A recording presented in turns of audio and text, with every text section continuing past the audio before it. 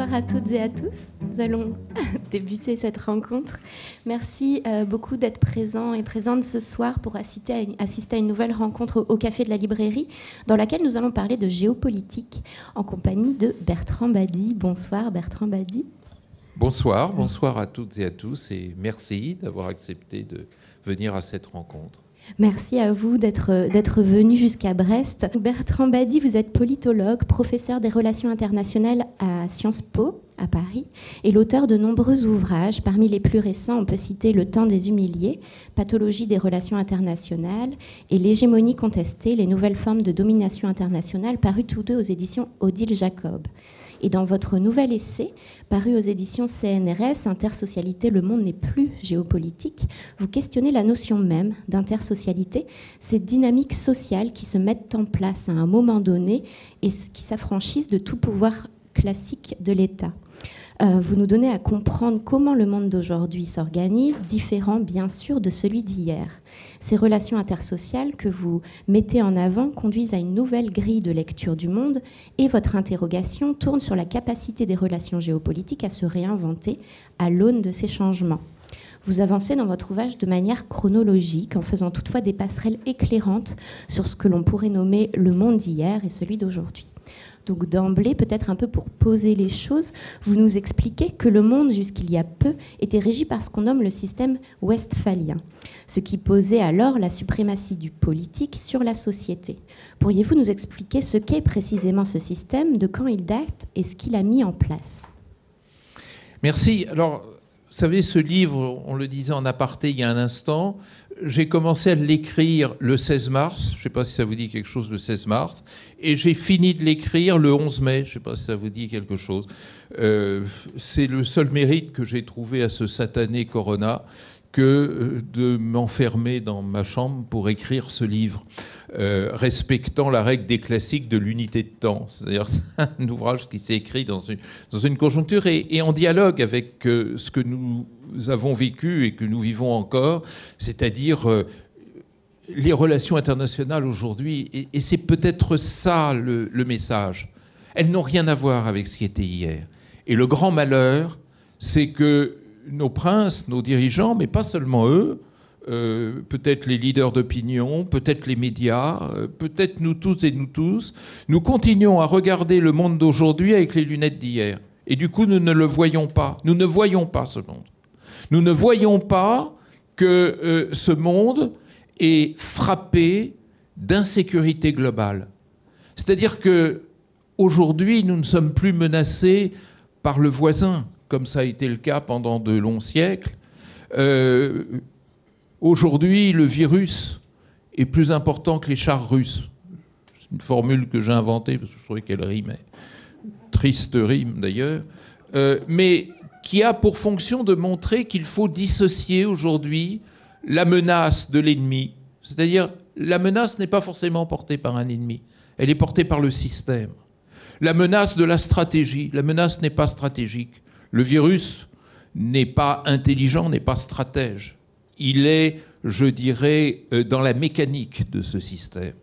Et dissocier aussi la menace de la territorialité dans notre imaginaire. Le territoire est en quelque sorte le symbole de ce qui pourrait être menacé, violé. Or, aujourd'hui, le problème n'est plus un problème de territorialité. C'est un problème de globalité. C'est-à-dire que le monde n'a rien à voir avec celui que j'ai connu quand j'étais jeune, et il n'y a pas si longtemps que ça, j'étais jeune. Bon, je vous en prie. Dites donc, ça commence bien. Hein. Bon. Et ce que j'ai l'habitude de dire à mes étudiants, c'est que moi, mais je me venge en disant que je vois qu'il y a beaucoup de personnes de ma génération ici, je suis né dans un monde et je vais mourir dans un autre. Et j'ai trouvé très symbolique d'écrire ce passage dans le contexte de, du confinement que nous avons eu à subir. Alors, ça m'amène à répondre directement à votre question. Le monde tel que nous continuons à le penser et qui maintenant n'existe plus, c'est le monde westphalien. Pourquoi dit-on westphalien ? C'est parce que c'est lié à un traité de paix, un fameux traité de paix, 2 traités de paix, d'ailleurs, Münster et Osnabrück, qui sont regroupés dans la commune appellation de paix de Westphalie, signée en 1648, mettant fin à ce qui était une des guerres les plus sanglantes de la Renaissance européenne, la guerre de 30 ans.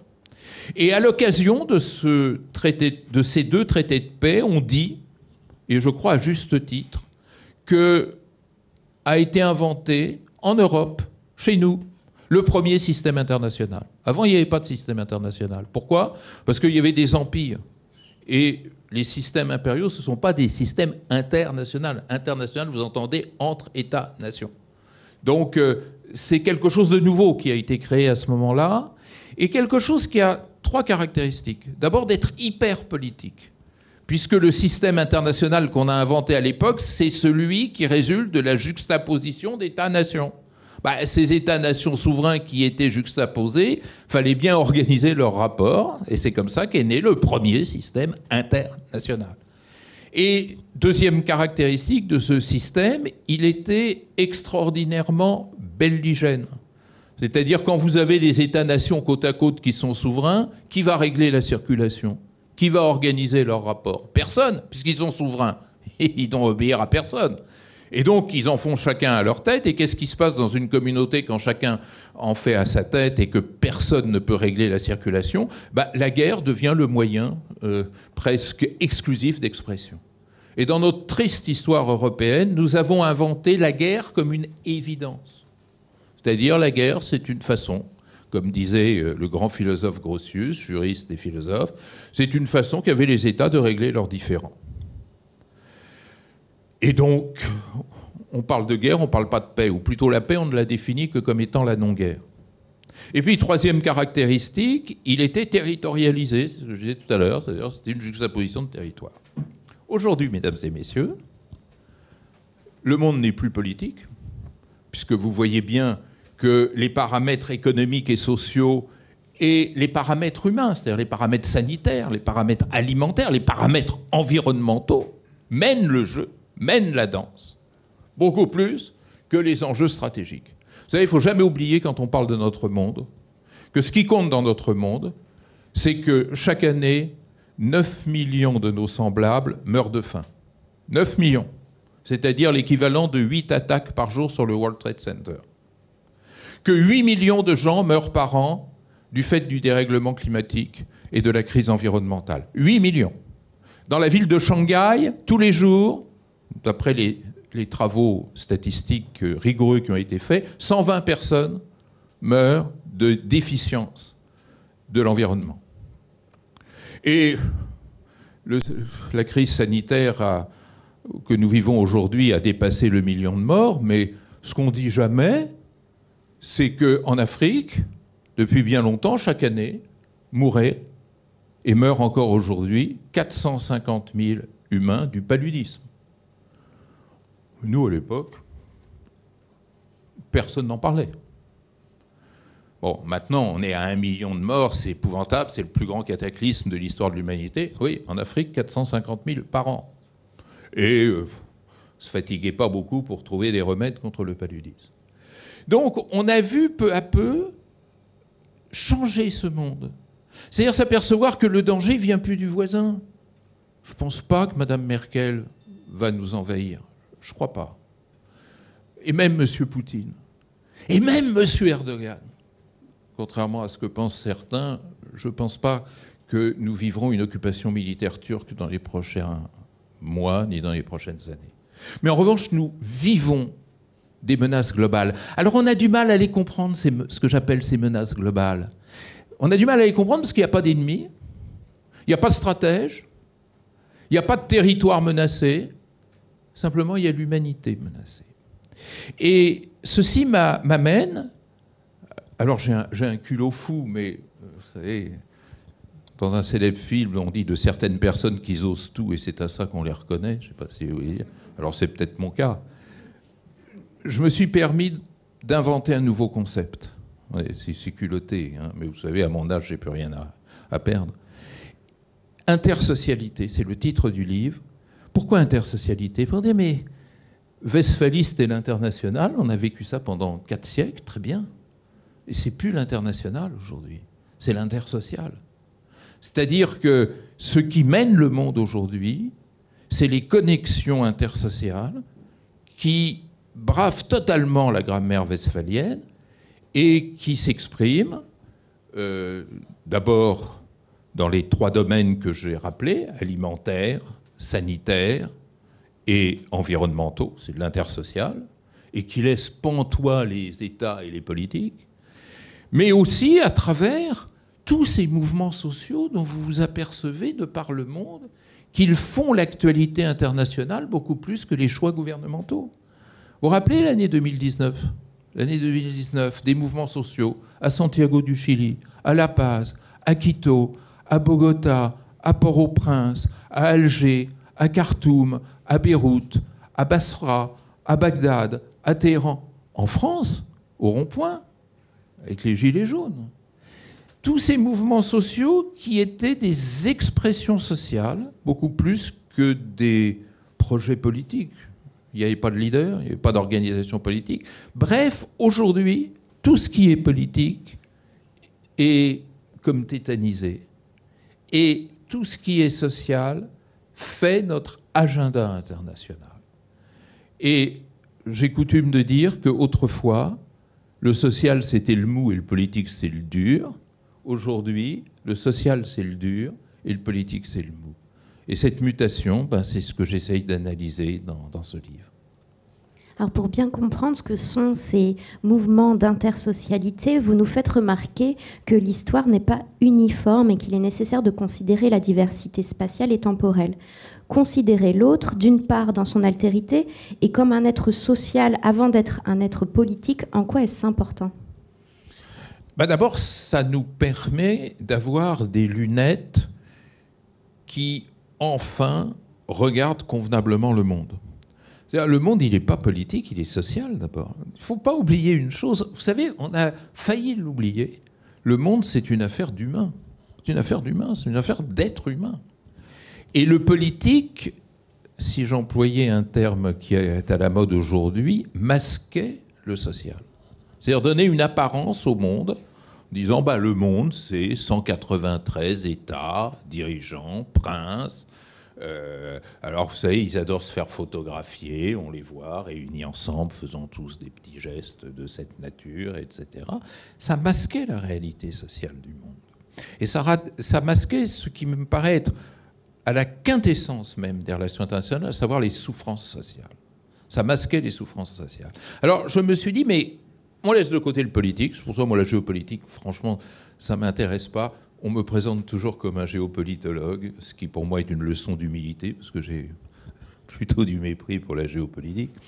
Et donc, j'ai cassé ça, et j'ai dit, mais on va regarder directement le social. Et là, j'ai eu une grande surprise.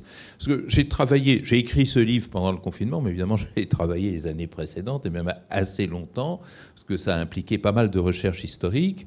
Et j'ai été très étonné en relisant l'histoire des autres. Vous savez, l'histoire des autres, généralement, on s'en moque.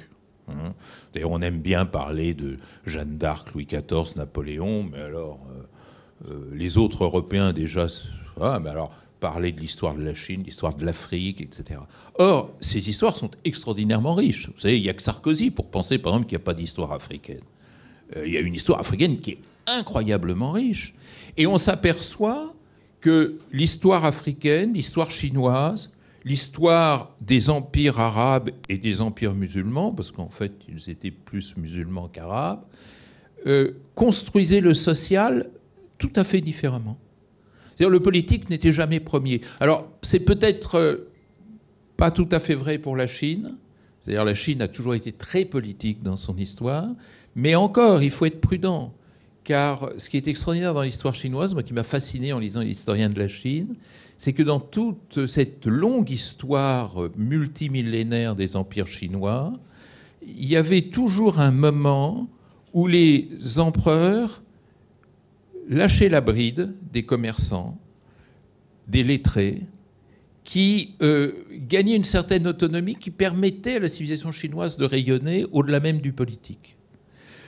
Dans les empires musulmans, c'est encore plus fort. C'est-à-dire le commerçant arabe a peu à peu essaimé en Asie, et si l'islam est si vigoureuse en Asie du Sud-Est, par exemple en Indonésie, c'est à cause de la vigueur de ces commerçants.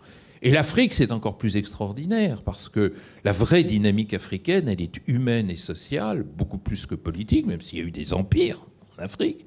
Mais il y avait cette mobilité de l'humain africain qui bougeait, qui se déplaçait, qui traitait avec son voisin hors de toute tutelle politique.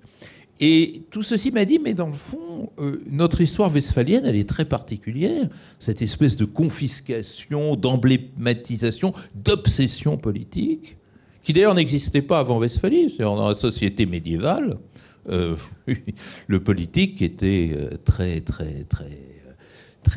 affaibli. Hein. Et ce passage par l'histoire, je pense que quel que soit le sujet qu'on aborde en sciences politiques, il faut commencer par l'histoire. Tout ça a été construit historique. Et cette histoire m'a montré que majoritairement, les sociétés dans l'histoire l'emportaient sur le politique. Et ça a été un sujet d'étonnement pour moi et de questionnement, parce que je me suis dit, mais dans le fond, si en Chine, si en Inde, si dans le monde arabe, dans le monde turc, dans le monde africain, le social avait une telle importance, est-ce que ces populations en ont perdu totalement la mémoire? Non. Et la dynamique africaine aujourd'hui, elle tient beaucoup plus au social qu'au politique. Le politique en Afrique, enfin, je ne veux pas dire du mal de certains dirigeants africains, mais est atrophié, malade, et presque pathologique. Tandis que le social est absolument extraordinaire. Avant le corona machin, j'allais souvent en Afrique, parce que c'est un continent que j'aime énormément. Et quand vous voyez la jeunesse africaine, elle est en pleine ébullition. C'est-à-dire, quand vous faites un amphi à Abidjan, à Dakar, à Libreville, à Cotonou, enfin peu importe, partout pareil, hein, ou dans l'état du Borno au Nigeria, pourtant très naufragé, eh bien vous voyez une jeunesse qui réinvente. J'ai fait un livre qui s'appelle « Quand le Sud réinvente le monde », j'ai vu qu'il était là. C'est ça, c'est-à-dire cette incroyable capacité de réinventer le monde parce qu'il n'y a plus de tuteur politique. On invente. Alors ces manières de réinventer le monde au travers de l'émergence comme ça de mouvements sociaux, vous dites que toute société civile est en devenir permanent et en fragilité continue. L'intersocialité, au regard des nombreux modèles dont vous nous avez fait part, est-elle un processus intrinsèquement instable et en constant mouvement? Oui, parce que la grande différence entre le social et le politique, c'est que le politique, c'est un ordre institutionnel coercitif. Coercitif. D'ailleurs, si vous ne traversez pas dans les passages cloutés, enfin ce qu'on appelait les passages cloutés, les passages protégés, bah vous prenez une baffe, hein, et vous prenez une amende. Le social, je ne dis pas que le social n'est pas réglementé, ce qui serait complètement absurde. Ça l'est réglementé, mais il laisse beaucoup plus de place à l'innovation et à l'expression libre. Et je crois fondamentalement que nous sommes, pour les raisons qu'on indiquait tout à l'heure, dans une période de transition. Pourquoi ? Parce que le sacro-saint modèle bipolaire, camp soviétique contre le camp occidental, n'existe plus. Donc on est dans une espèce de mouvement global incertain. Le politique, là-dedans, vit de ses souvenirs. Donc il n'y a pas beaucoup d'imagination. Vous avez vu de l'imagination politique récemment ? Bon, ni en France ni ailleurs, d'ailleurs. Et en revanche, le social, par définition, c'est l'expression. C'est la cocotte minute qui va sauter. Donc il y a toute une vapeur qui se dégage du social, sur des formes qui ne sont pas toujours rassurantes. Hein. Notamment, il faut dire que ce néo-nationalisme frileux, cet identitarisme, quelquefois ce racialisme, pour ne pas dire ce racisme, il vient de la société aussi. Mais il est beaucoup plus inventif, parce qu'il est beaucoup plus libre, il est beaucoup plus décentralisé. Le social, il n'y a pas de leader. Voilà. Et donc, cette inventivité du social, face, par exemple, aux questions environnementales, face aux questions maintenant sanitaires. Par exemple, l'Afrique sort vainqueur de la crise du corona dans la mesure où elle a pu l'endiguer davantage que les sociétés dites développées ou les vieilles puissances. Parce qu'il y a une inventivité sociale. Mes collègues africains m'ont raconté, par exemple, la manière dont, au Sénégal, puisque j'ai ça en tête, on savait inventer des formes de barrage et de résistance au corona, alors que nous, on était suspendus aux bonnes paroles de M. Véran. Véran, c'est bien ça? Véran. Bon, M. Véran. En se disant, on fera ce qu'il nous dira. Alors un jour, je te ferme les cafés, un jour, je t'ouvre les restaurants, un troisième jour, je te fais un feu d'artifice, le quatrième jour, je te dis, je te fais un feu d'artifice, mais tu n'as pas le droit de le regarder, etc. Nous sommes dans une société politique, c'est-à-dire où, face à cette menace intersociale, on fait ce que le politique nous dit de faire. Et d'ailleurs, on est bien obligé, sinon on se fait taper dessus. Bon. On voit bien que ce n'est pas ça, la solution. On est au contraire face à des défis nouveaux, et c'est dans l'inventivité sociale, la responsabilisation sociale, que l'on trouvera la solution. Alors, toutefois, vous parlez d'un double mouvement, qu'un conflit peut générer une intersocialité, mais qu'une intersocialité peut aussi générer du conflit. Et vous évoquez le cas d'organisations comme Boko Haram ou Al-Qaïda. Comment agir face à ces intersocialités incontrôlables et dangereuses? Alors, là, on est vraiment au fond du problème, et vous avez tout à fait raison de mettre le doigt dessus. Parce que quand je vous parle de dynamique sociale et d'intersocialité, vous savez, le social, il est ni bon ni mauvais. Il est ce qu'on en fait. C'est comme le cholestérol, il y en a du bon et du mauvais. Il y a du bon social, il y a du mauvais social. Et effectivement, là où le social est en crise, parce qu'affaibli, parce que souffrant, il faut mettre au centre de notre réflexion cette notion de souffrance sociale. Là où le social est souffrant, il va produire de la violence. Et pourquoi est-ce si important? Parce que aujourd'hui, ce qu'on appelle à tort les guerres actuelles, parce que ce ne sont pas des guerres au sens classique du terme, qui se développent en Afrique, au Moyen-Orient, ce sont des conflits. Et qu'est-ce qu'ils ont de particulier, ces conflits? J'insiste beaucoup dans mon livre là-dessus. C'est l'envers des guerres d'autrefois. Les guerres d'autrefois, c'était quoi? C'était des compétitions de puissance. C'était les gladiateurs de Hobbes, si vous voulez. Conflit de puissance. C'est-à-dire, vous étiez puissant, donc vous étiez en rivalité, ce que je disais au début avec Westphalie, vous étiez en rivalité avec le puissant voisin, et si vous étiez un peu plus fort et un peu plus rusé que le voisin, vous gagniez, etc., etc. Aujourd'hui, je ne dis pas que les puissants se désintéressent des conflits, au contraire, ils savent très bien les manipuler quand il le faut.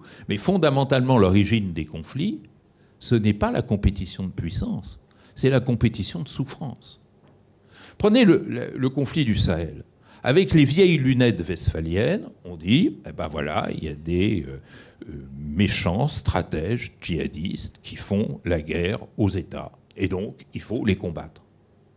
Que les djihadistes soient méchants, moi je veux bien. Mais on ne touche que l'écume des choses. C'est-à-dire à la base de la conflictualité sahélienne, il y a d'énormes souffrances sociales. Alors vous voulez que je vous en donne des exemples? Il y a une souffrance économique, une extrême pauvreté, qui se traduit par un déficit alimentaire fabuleux. Il y a une souffrance écologique, parce que savez-vous qu'au Sahel, la désertification progresse de 10 cm par heure? C'est-à-dire quand j'aurai fini mon laïus, mon baratin, le désert sahélien aura déjà progressé de 10 cm. C'est épouvantable. Il y a une souffrance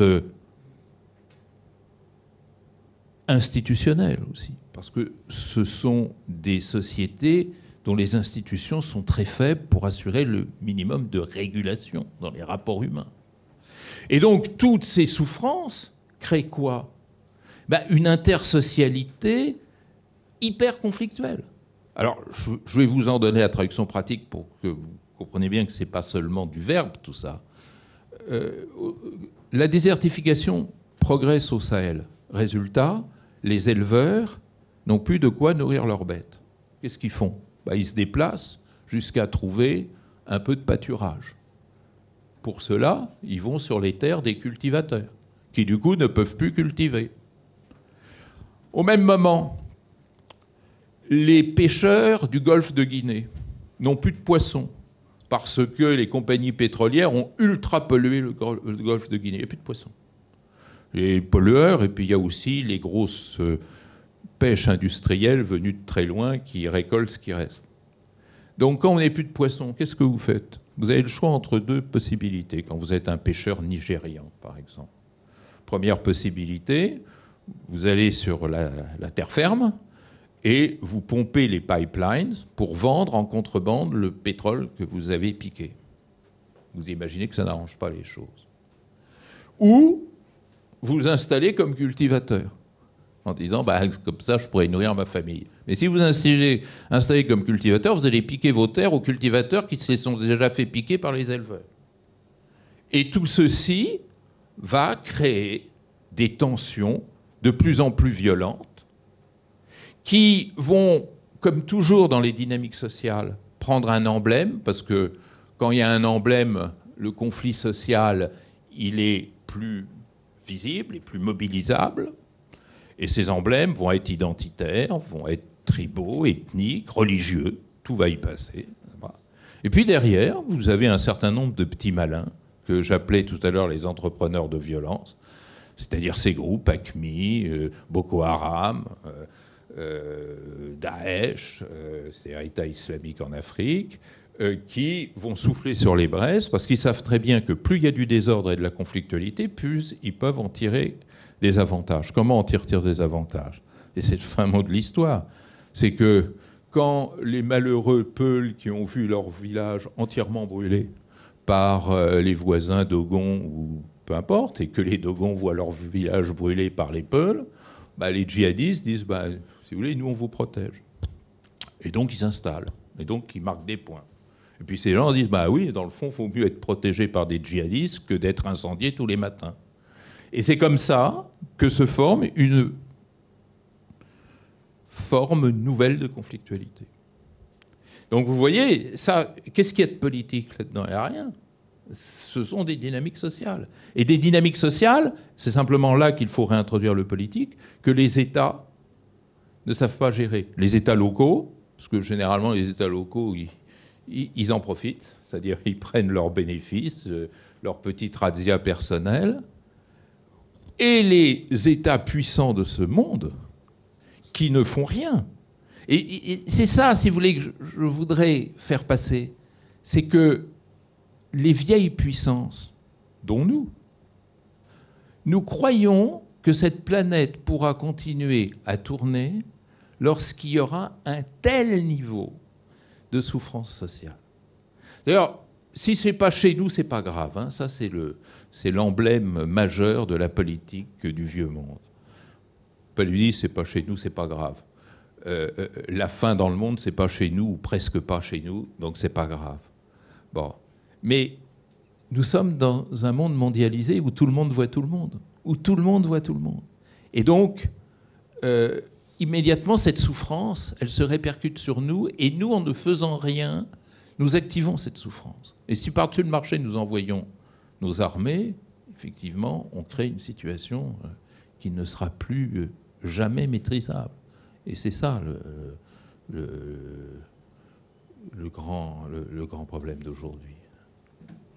Une autre des spécificités de ces mouvements d'intersocialité, c'est que le fait que certains soient moins efficaces que d'autres. Ainsi est-ce le cas de la sécurité écologique, un enjeu pourtant majeur de notre siècle, qui peine à s'inscrire dans l'agenda international. Qu'est-ce qui coince ici? Alors, là aussi, vous touchez un problème très important, c'est que nous sommes dans une phase de conscientisation, comme on dit, de découverte. C'est-à-dire l'intersocialité, nous la découvrons par l'empirie, par l'expérience. Alors, dès la fin des années 60, on a découvert ce mal nouveau qu'était effectivement la maltraitance de l'environnement. Je me rappelle, peut-être certains d'entre vous s'en souviennent, la Moco-Cadix, le Torrey Canyon, on découvre ce qu'on appelait à l'époque les marées noires. Puis après, il y a eu Bhopal, Seveso, Tchernobyl. C'est-à-dire que peu à peu, on s'est dit, bah oui, c'est vrai, il y a un problème. Mais, excusez-moi, je vous tourne toujours le dos. En plus, j'ai un torticolis permanent. Enfin, bon, je ne veux pas vous raconter ma vie. Et c'est quand même mal élevé.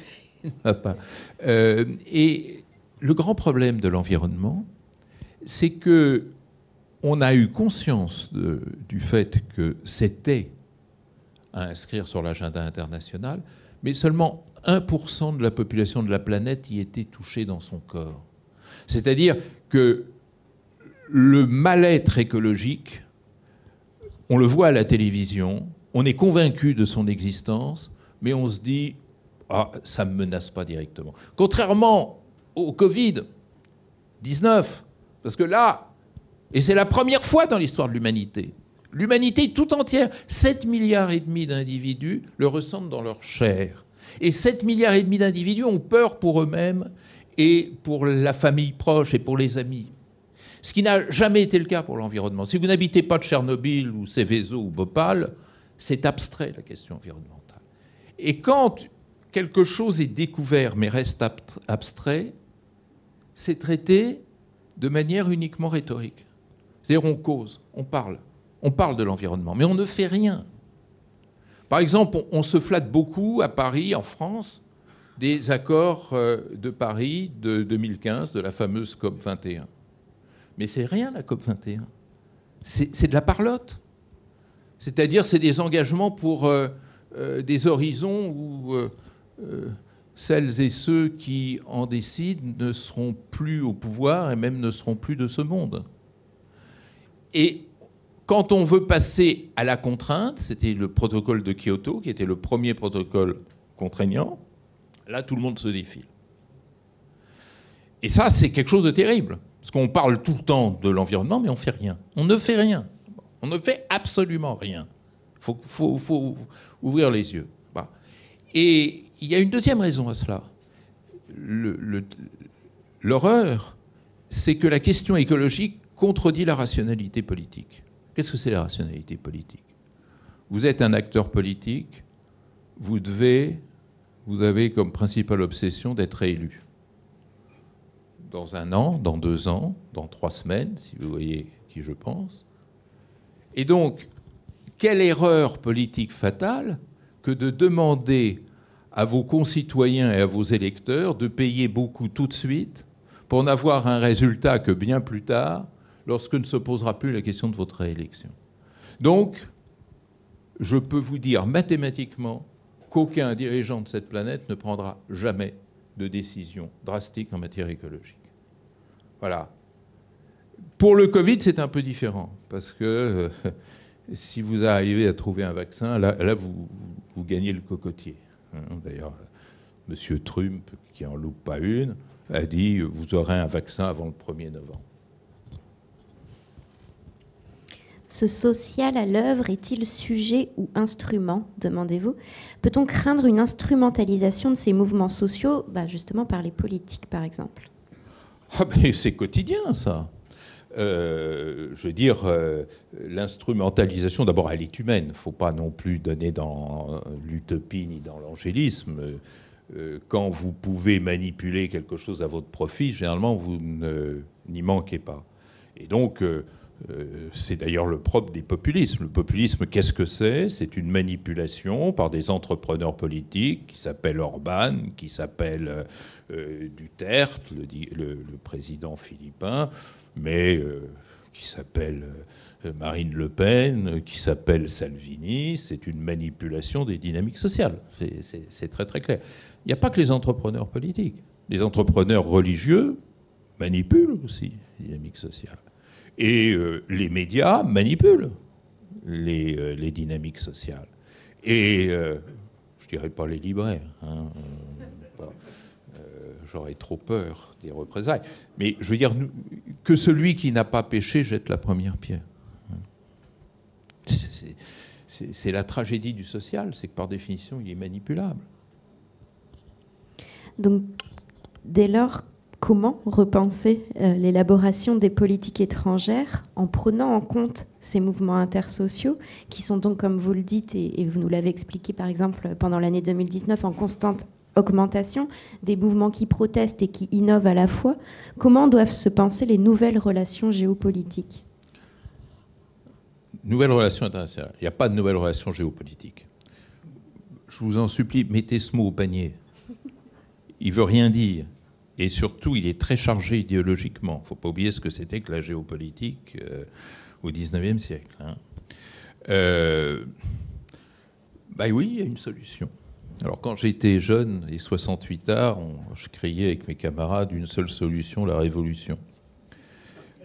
Ah oui, vous avez connu ça aussi. C'était sympa. Hein. Faut qu'à l'époque, ça faisait pas mal. Hein. D'un certain point de vue, c'est encore d'actualité. Il faut tout changer dans nos politiques étrangères. Il faut tout changer.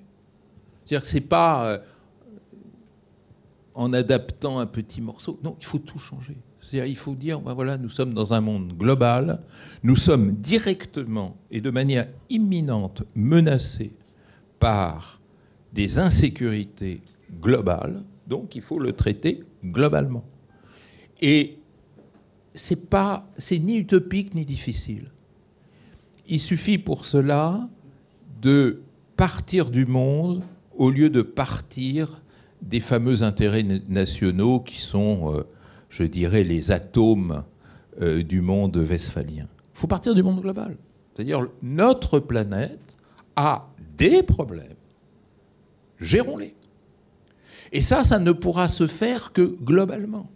Vous ne pourrez jamais venir à bout d'un virus en additionnant 193 politiques sanitaires nationales. On perd du temps. C'est-à-dire on envoie à la mort du monde en faisant ça. Et je vais vous donner 2-3 exemples qui vous montrent que ce n'est pas utopique du tout.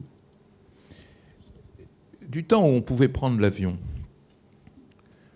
on pouvait se poser la question de savoir, mais comment ça se fait que les avions volent? Comment ça se fait qu'ils décollent et qu'ils atterrissent? Même chez M. Kim Jong-un, même chez M. Trump. Parce que tous les gouvernements de la Terre respectaient à la lettre les conventions internationales sur l'aviation civile. Pour des raisons non pas philanthropiques, mais égoïstes. C'est-à-dire, un pays sait très bien que si un jour les avions ne se posent plus chez lui ou ne décollent plus de chez lui, son économie va plonger. Donc le monde s'est mis assez facilement d'accord sur la Convention de Varsovie et la Convention d'Ottawa, qui permet aux avions de voler. Et là, M. Trump n'a aucune souveraineté. Il n'a même pas son mot à dire sur la façon dont décollent, atterrissent et volent ces aéronefs. Il doit accepter la loi globale. Quand vous surfez sur Internet, comme on dit, quand vous téléphonez, quand vous recourez à tous ces moyens modernes de communication, vous ne vous rendez pas compte que derrière, il y a tout un tas de conventions internationales qui leur permettent de fonctionner. Sans quoi, vous ne pourriez jamais joindre par téléphone Singapour ou Pretoria.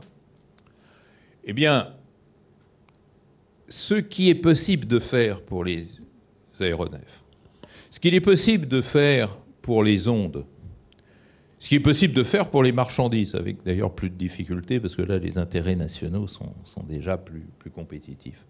Pourquoi serait-il impossible de le faire pour la santé des êtres humains? Pourquoi?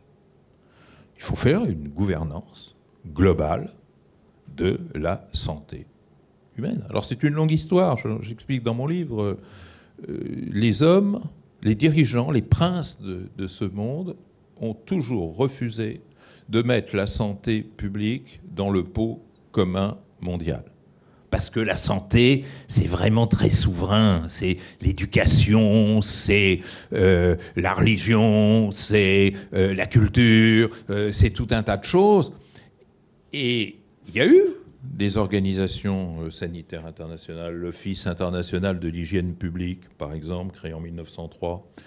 Même au XIXe siècle, les premières conventions internationales en matière de santé publique, je pense que ça vous intéressera ici à Brest, c'était pour réglementer le trafic maritime, parce que les bateaux charriaient des maladies, et donc il fallait s'accorder sur un régime d'inspection. Mais qu'est-ce que ça remet dans les brancards? On ne voulait pas. C'est notre affaire. Vous n'avez pas à venir inspecter nos bateaux, vous n'avez pas à nous dire comment on doit faire pour traiter ces maladies. Bon. Aujourd'hui, l'OMS, pas de sa faute. L'OMS, c'est une très belle organisation. Vous savez, grâce à l'OMS, il n'y a plus de variole en Afrique. Quand même magnifique. Rendons-lui hommage. Bon. Mais l'Afrique, ça va. Mais tripoter à notre souveraineté, non. Ça ne va pas. Donc il faut créer une gouvernance sociale, globale. Moi, j'ai fait une proposition. Moi, je suis un grain de sable. J'ai quand même... Encore une fois, j'ai tous les culots. Je fais une proposition qu'on crée un conseil de sécurité sanitaire, comme il y a un conseil de sécurité aux Nations Unies. Dans l'OMS, créer un conseil de sécurité sanitaire, où les représentants d'État s'accorderont sur les mesures les plus urgentes à prendre, plutôt que chacun décider dans son coin. Bon, vous imaginez le succès de ma proposition, mais il y a beaucoup d'autres choses aussi que l'on peut faire immédiatement, que l'on doit faire. On sait, c'est très facile. C'est très facile de faire une gouvernance globale de la migration. Au lieu d'envoyer les migrants au fond de la Méditerranée, on peut trouver un mode de gouvernance des flux migratoires qui, de toute manière, ne disparaîtront plus jamais, parce qu'ils appartiennent à la mondialisation.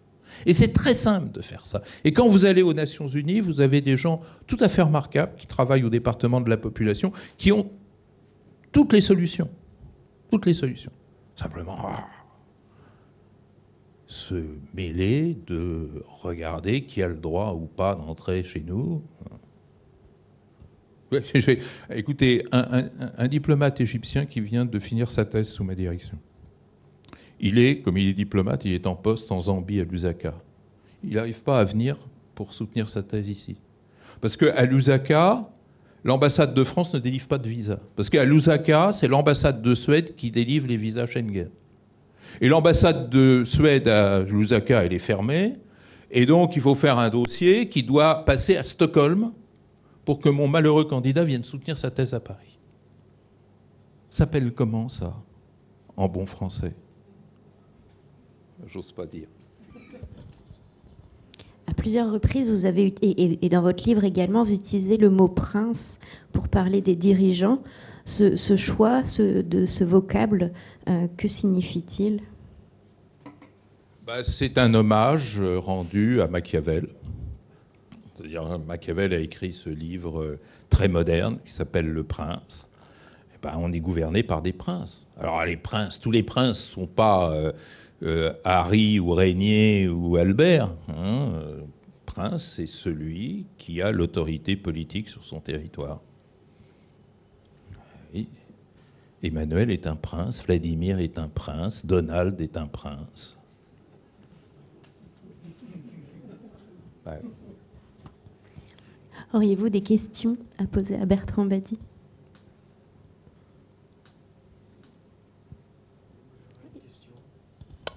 À propos des mouvements sociaux, dans le passé, c'était des mouvements qui étaient dirigés vers l'idée de révolution.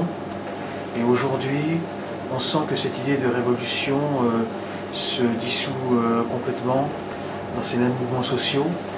Et est-ce que ce ne serait pas une conséquence de ce qu'on a appelé la fin de l'histoire, des gens comme Fukuyama ou Guy Debord, appeler ça, ce serait une manière de nommer cela?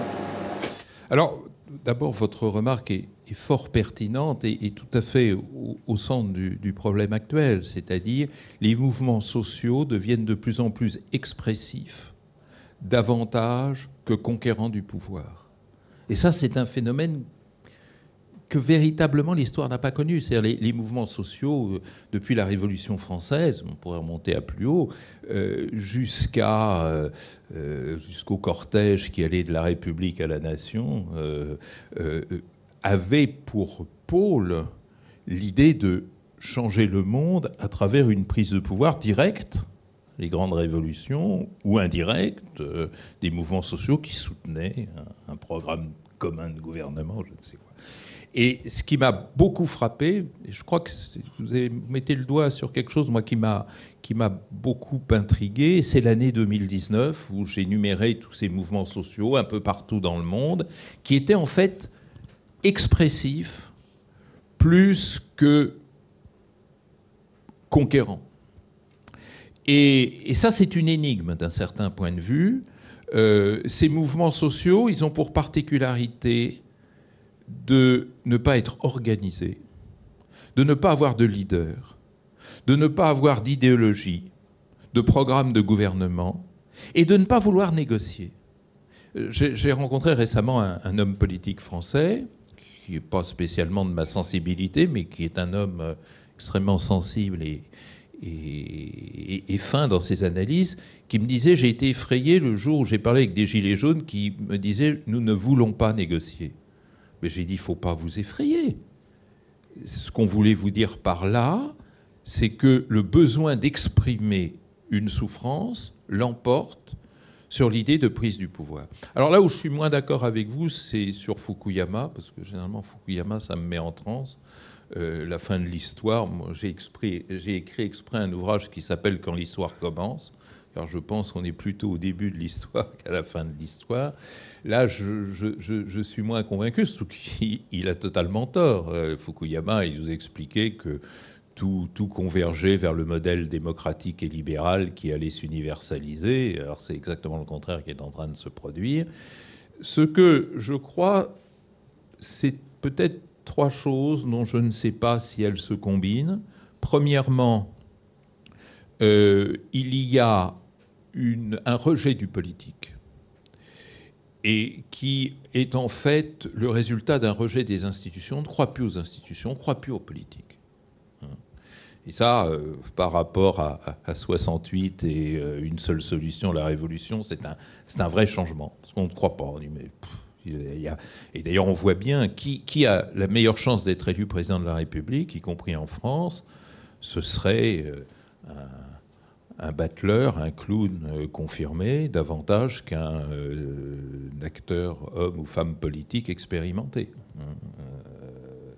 Je veux dire, pauvre Bernard Tapie, en ce moment, c'est pas la peine de parler de ses souffrances, mais je veux dire, quelqu'un comme Bernard Tapie aurait beaucoup plus de chances d'être élu que n'importe quel professionnel de la politique. Parce que c'est ça, c'est justement, on rejette le politique. C'est un premier élément. Le deuxième élément est quelque chose de très intéressant qu'on n'a pas suffisamment mis en évidence. C'est que tous ces mouvements sociaux, ils collent à la mondialisation. Et de manière dialectique, c'est-à-dire autant pour la critiquer, c'est-à-dire c'est des mouvements sociaux qui critiquent la mondialisation, qui ont peur, qui expriment une peur à l'égard de la mondialisation, et en même temps pour admettre qu'on est installé en elle-même, c'est-à-dire qu'on a changé de monde. C'est en cela que ces mouvements sociaux sont très modernes dans leur expression. Et du coup, allant vers cette mondialisation que l'on critique et que l'on voudrait aménager, on est amené à produire un discours plus social que politique, parce que la mondialisation ne se fixe pas dans le politique. Et puis, troisième élément qu'il ne faut jamais oublier, parce que ça, c'est un peu ma thèse, et c'est pour ça que je parle d'intersocialité, c'est que tous ces mouvements sociaux s'influencent les uns les autres. Ça, c'est quelque chose de tout à fait étonnant. Moi, j'ai été sidéré de voir, ça n'a pas été dit, ça, suffisamment en tous les cas, comment le printemps arabe de 2011, le premier printemps arabe, a profondément marqué le mouvement social européen. Les indignados espagnols étaient directement inspirés par le mouvement social égyptien, Tahrir. Moi, j'étais à l'époque, je faisais des cours à l'université de Bologne, j'étais invité, et je voyais que la Piazza della Libertà à Bologne était rebaptisée Piazza Tahrir. Quand même assez extraordinaire, hein. Et Occupy Wall Street, c'est aussi dans cette veine, et d'un certain point de vue, les Gilets jaunes également. Et qu'est-ce qu'ils ont de commun, tous ces mouvements? C'est que les réseaux sociaux les irriguent, les structurent, les organisent. Et donc, c'est une sorte de mondialisation du social qui se fait. Et ça, ça a quelque chose d'optimiste malgré tout. Ça prouve que dans cette mobilisation, c'est l'humanité qui renaît, quoi. C'est l'homme. Celle ou celui qui, à Santiago, va protester parce qu'on augmente le prix du ticket de métro dans la capitale chilienne, il dit presque la même chose que celle ou celui qui protestait à Beyrouth parce qu'on mettait une taxe sur WhatsApp, par exemple, ou celle ou celui qui, en France, vient protester parce qu'on augmente le prix de l'essence. Et à Téhéran, n'oubliez pas ça, Téhéran, le mouvement social qui a été amorcé en novembre 2019, il partait d'une augmentation du prix de l'essence. C'était pas contre les ayatollahs, c'était parce que vous augmentez le prix de l'essence, et alors nous, qu'est-ce qu'on va devenir dans l'histoire? Vous avez parlé tout à l'heure de l'inversion un peu du rapport de force entre le politique et le social, avec le politique qui devient mou et le social qui devient mou. Mais quand même, j'ai l'impression que le pouvoir, il est quand même aux mains du politique et pas du social, aujourd'hui. Et les mouvements sociaux que vous avez évoqués, les gilets jaunes, sont souvent des mouvements sociaux où justement il y a énormément de souffrance qui s'exprime. Et je me dis, je vous ai parlé, je me demandais comment être optimiste, justement, vous en parliez il y a 2 secondes, dans un contexte où le social reste, même s'il est plus expressif et plus visible, il reste opprimé et dépourvu de pouvoir de faire changer les choses. Est-ce qu'on n'est pas condamné à ce que les souffrances sociales continuent à augmenter et à une certaine inflation au niveau mondial, quoi, des conflits sociaux. Puisque le pouvoir, comme vous l'avez dit, a l'air incompétent pour gérer ça, mais pourtant, c'est lui qui le politique, pardon, est incompétent, mais c'est lui qui conserve le pouvoir aujourd'hui pour faire changer les choses. Alors, d'abord, vous posez un problème magnifique, c'est-à-dire d'une très très grande importance, et de manière très forte. Je ne vais pas du tout vous contredire, mais je vais prendre des chemins de traverse. Premier élément, je ne dirais certainement pas que le politique a aujourd'hui le monopole du pouvoir. Vous savez, il y a un économiste sociologue américain qui s'appelle Noam Chomsky qui dit des firmes multinationales, c'est des tyrans privés. Entre une firme multinationale et un État, je ne sais pas lequel a le plus de pouvoir. Et en Afrique, c'est dramatique, la manière dont ces multinationales créent même des mini-territoires à l'intérieur des territoires. Les compagnies pétrolières au Nigeria, elles ont leur micro-État qui fonctionne, etc. Donc, premier élément, je ne suis pas sûr que de cela. C'est-à-dire, il y a des pouvoirs. Et d'un certain point de vue, le religieux a un pouvoir extraordinaire aussi, qui est de nature totalement différente, je vous l'accorde, mais qui est loin d'être négligeable.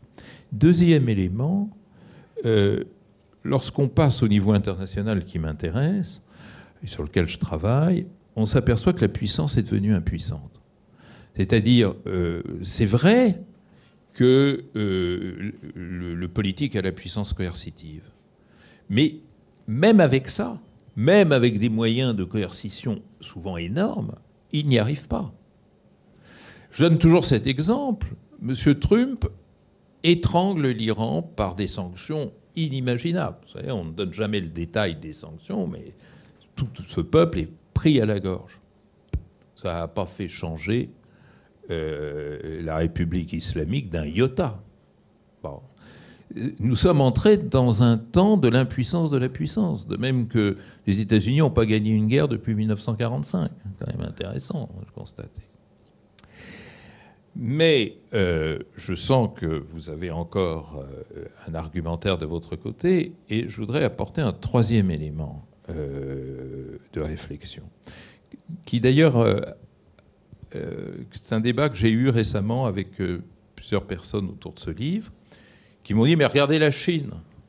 La Chine étrangle son peuple. Alors les Ouïghours, les Tibétains, les internautes. » Et on me dit « Bah oui, internaute, c'est l'intersocialité. Eh ben, le pouvoir est plus fort. » Et aggravant le pessimisme du propos, on me dit « Il suffit d'avoir un pouvoir fort, et on arrive à dominer le social. Donc l'avenir est dans les régimes autoritaires, dictatoriaux. Puis il y a même des gens qui vous disent, regardez, face au corona, les régimes autoritaires s'en tirent mieux que les régimes libéraux. Je ne suis pas sûr, beaucoup plus compliqué que ça, mais admettons. Ce à quoi je réponds que là aussi, c'est une vie. On n'a pas les bonnes lunettes. On est toujours impressionné par le pouvoir politique, alors qu'on ne voit pas en Chine un certain nombre de choses. D'abord, tous ces internautes qui arrivent à franchir ce qu'ils appellent la muraille de feu, c'est-à-dire à consulter Internet massivement. Moi, la dernière fois que j'ai fait une mission universitaire à Tsinghua, l'université de Pékin, j'étais là avec mon ordinateur à essayer d'avoir mes mails, j'y arrivais pas, je m'énervais, parce que je m'énerve souvent face à l'informatique, et un assistant du prof qui m'invitait a pris mon appareil, m'a dit « il me faut 1 minute pour passer la muraille de feu ». Et en 1 minute, j'ai eu mes mails, j'ai eu tout ce que je voulais, consulter les sites les plus sinophobes, les plus militants contre le gouvernement chinois.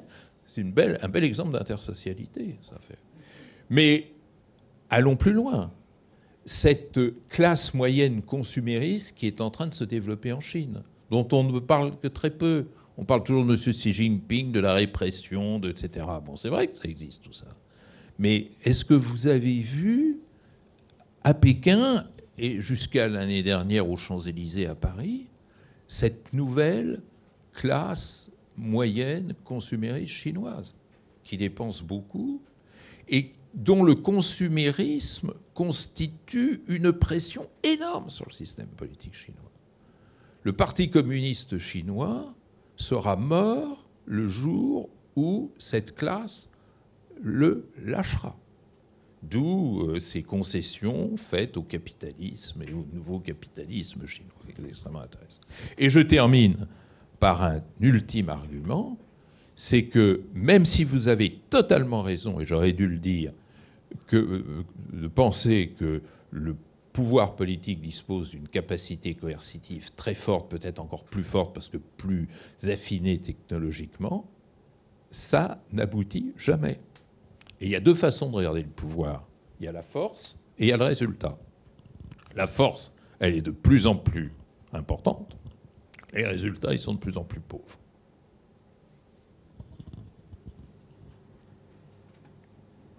Oui, une dernière question. Oui, j'aimerais juste appuyer sur ce que vous avez dit sur le paludisme. Tout à l'heure, c'est là aussi une autre bataille qui est en train de se jouer actuellement sur le terrain. C'est-à-dire que, bon, depuis des années, beaucoup d'Africains meurent, hein, faute de quoi se soigner, et aucun laboratoire n'a vraiment ne s'est soucié pour créer quelque chose pour combattre le paludisme. Or, il s'avère que il y a une plante qui vient de l'Asie, l'artémisia, qui est actuellement, c'est une molécule dite, en tout cas par les connaisseurs, reconnue être la plus efficace pour combattre le paludisme. Et il y a des multinationales pharmaceutiques qui ont été jusqu'à interdire l'usage de cette molécule, de cette plante, parce que la population, en tout cas là où c'est autorisé, certains la plantent derrière les maisons et en font usage sous forme d'infusion et de tisane.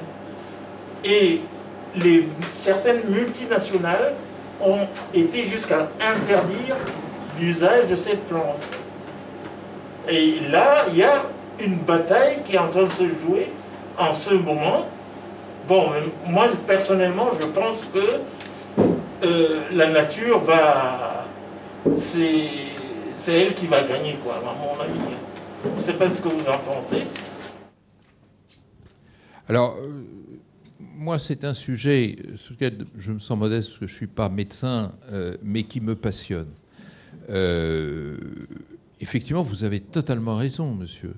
J'ai vu une statistique, sur les 15 dernières années, ont été inventés, je crois, 1300 et quelques nouveaux médicaments. Les maladies tropicales qui affectent 700 millions de personnes n'ont, sur ces 1300 et quelques médicaments, couvert que 12. 12, vous vous rendez compte, sur 1325. Parce que ce n'est pas rentable. Vous voyez, il n'y a même pas de politique là-dedans. C'est une question de rentabilité. C'est-à-dire, soigner le paludisme en Afrique, ce n'est pas un marché, c'est pas avec ça. C'est beaucoup plus rentable pour un labo de produire des médicaments de jouvence, de rajeunir les vieux messieurs, je ne dirais pas les vieilles dames, les vieux messieurs. Bon, et ça, c'est un drame. Mais il faudrait un jour un grand livre sur le problème de la santé en Afrique, parce que c'est très révélateur. Moi, j'ai eu cette chance extraordinaire d'aller visiter l'an dernier, juste avant le confinement, ce pays absolument extraordinaire et impressionnant qu'est la République démocratique du Congo. Et là, j'y étais en pleine crise, énième reprise d'Ebola. Mais c'est absolument incroyable. Voilà une intersocialité. C'est-à-dire, Ebola tue, dans l'indifférence générale des États du Nord, parce que la chance de la contagiosité vers le nord d'Ebola est quasiment nulle. Donc, on s'en fiche. Quand le Conseil de sécurité, pour la première fois, s'est saisi d'Ebola, c'était pour dire faites attention à ce que ça ne touche pas les casques bleus, ce qui est légitime. Enfin, bon, c'est peut-être pas le fin mot de l'histoire. Et faites gaffe aussi aux hôtesses de l'air et ça. J'ai vu l'instrumentalisation d'Ebola. C'est-à-dire que les mouvements de rébellion à l'intérieur de la RDC instrumentalisaient Ebola. Vous parliez de manipulation tout à l'heure. Voilà un bel exemple. Instrumentalisation d'Ebola en tuant les gens de l'OMS, les antennes d'OMS, parce que plus Ebola va progresser, plus les mouvements extrémistes, radicaux, violents, les entrepreneurs de violence vont gagner. Bon. Alors, vous vous rendez compte, ce que je suis en train de vous dire, cette manipulation de la souffrance sociale à des fins politiques et d'entretien d'intérêts particuliers. Et l'affaire du paludisme, c'est absolument incroyable, parce que le paludisme met tout le monde à genoux. Quand vous êtes atteint de paludisme, et même si vous n'en mourrez pas, vous ne pourrez pas faire des études, vous ne pourrez pas travailler de manière efficace dans votre champ ou dans votre atelier, vous ne pouvez rien faire. Et ça entretient l'idée de l'incapacité de productivité de l'Afrique. C'est d'un cynisme absolument incroyable. Mais ça, c'est justement le tissu social qui travaille notre agenda international et on ne veut pas le regarder. Vous savez, le Conseil de sécurité n'a jamais voulu se saisir des questions sociales. Je vous ai dit pour Ebola, on peut dire la même chose pour le sida, on n'a pas voulu s'en occuper. On peut dire la même chose pour le Covid-19. On attend toujours la résolution du Conseil de sécurité en matière de Covid-19. Mais même chose pour les questions environnementales. Il y a chaque année quand même un débat public au Conseil de sécurité sur les questions de changement climatique. Et le délégué russe a eu le culot, M. Vassili Nevencia, a eu le culot de dire: si le Conseil de sécurité se saisit des questions climatiques, non seulement il s'occupera de ce qui ne le regarde pas, bravo, mais ça sera contre-productif. Que la diplomatie mondiale délibère sur le changement climatique, c'est contre-productif. Alors qu'on sait très bien que l'essentiel des flux de réfugiés et l'essentiel de la conflictualité est dû au dérèglement climatique.